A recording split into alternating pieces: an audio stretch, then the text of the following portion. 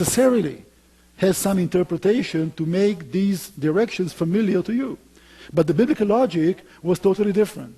Today, since we're holding maps and the whole world is drawing the maps in the same way, north is always on top of the map. That's why we say up north and down south. But back then, this was not the logic at all. And speaking about the Hebrews, speaking about the land of Israel, the point of reference to give directions from were the mountains of Judea, as you will see later on. That's where most of the people lived. That's where a big part of the Bible was written.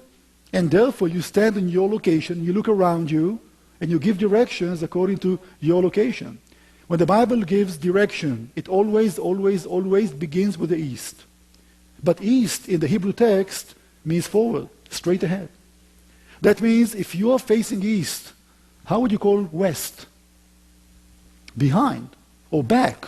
And if you're facing east, what's on your right? Come on, help me out.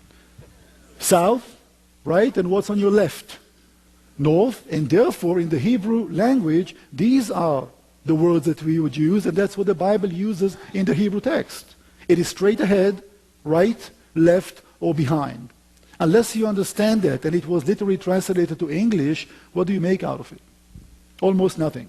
And therefore, we need to understand what is the point of reference. And by the way, since the Bible was written, or big parts of it, the geographical descriptions on the mountains of Judea, every place lower than the mountains of Judea will be called the lowland.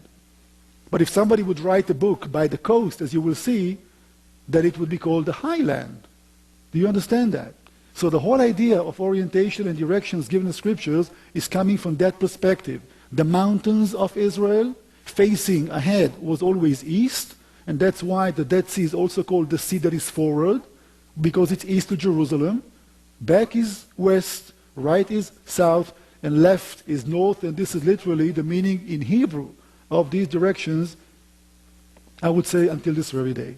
And even the Bible gives us an idea about maps that were made, because when we read the book of Joshua, Joshua sends a party to make a survey of the land, to give it to the 7 tribes that did not have a land yet.